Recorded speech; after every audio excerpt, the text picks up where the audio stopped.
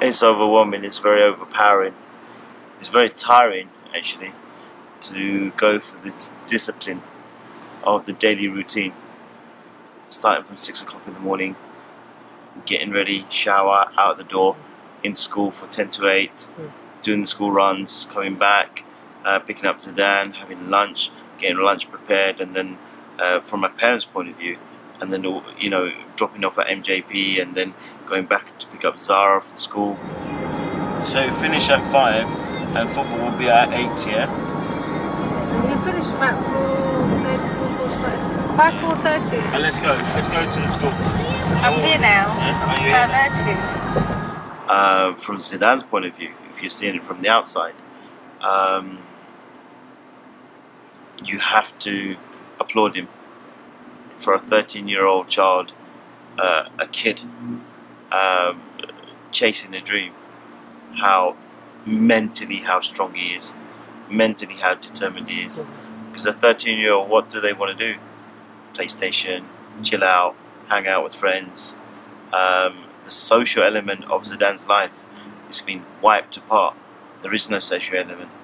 It's routine, disciplined, programmed, engineered in such a way that you keep going and there's no room, you keep going, and through all the pains and aches and heartaches and body aches, you just go through it, you keep on going and keep going, and to think that you've got to keep going for the next 5 years or however long it takes to become a pro, and the triumphs and ups and downs that you will have and the variables that you have on the way.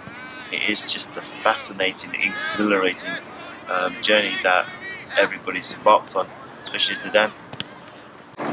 To me, it's no other different, because I know what's going on, I know what's happening, because we have that relationship where we keep in contact. So whether it's a quick phone call to say, Dad, I'm going to school, just left for school, or Dad, I'm just going into break, I've got my test afterwards, coming back home, I'm just having lunch.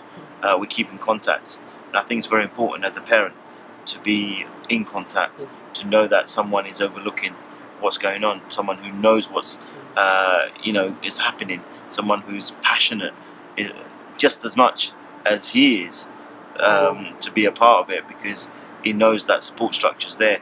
He knows that if something goes wrong, he can communicate. Yes, he's got the coaches, yes, he's got Brian McCall, yes, the FC Dallas coaches are all very supportive, yes, Sheepers are very supportive, but as a father, as the figurehead, as a role model that he calls me, it's very important for him to know that I'm still there. Even in my absence, I'm still have a big presence in his life. I think it comes down to the relationship, Mark. Zidan, and I'm not saying this because it's my child or it's my son.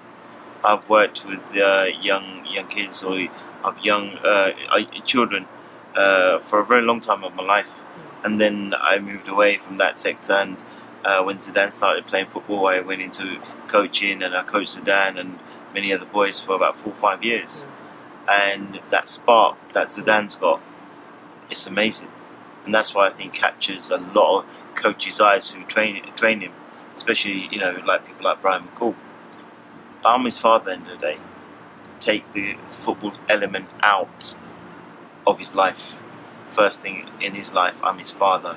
Most importantly, I am not the coach, I am not the mentor, I'm his father. Take the sports side of it. So it's very important in life skills that he has that relationship with me. I have his understanding, and with every children of mine, whether it's Zara or Sarah, the two girls. But Zidan's very unique. It's unique in the sense that look at the journey he's on. Look at the dream he's chasing. Look at what he's what he's aspiring to do. And it's important that I have to gauge him. I have to understand. So I have to make him when he's kind of deviating away from the focus. Maybe it's important that you actually put him back in line, put him in track where he needs to go. Because he's only 13. We seem to forget that sometimes.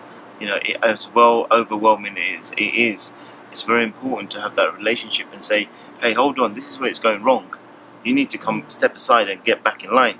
But also on the same hand, give them love and say, look, it's okay to go wrong, but long as you don't keep on doing it, because these bad habits will become a permanent fixture of you, and you can't afford to do that. So the discipline that's installed at a young age, all the good habits, people say, you know, practice makes perfection. It's wrong. Practice makes permanent.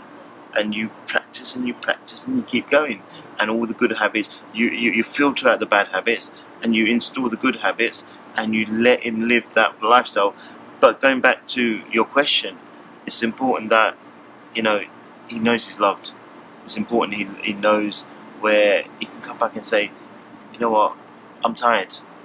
Or it's so important to turn around and say, well, this is not going right, this is frustrating me, you know. And I think he understands very well that, yes, it's hard, yes, it's difficult, but on the same token, he knows that I can talk to someone, I can share my experience, what's going through my head, what's going through my heart, what's going through me physically. Because the demand on that child, the physical side of it, is unbelievable.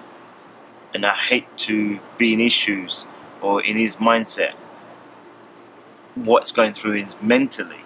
And with the physical trauma and mental trauma, what is he emotionally going through? Because, as I said, look at the social life he lives.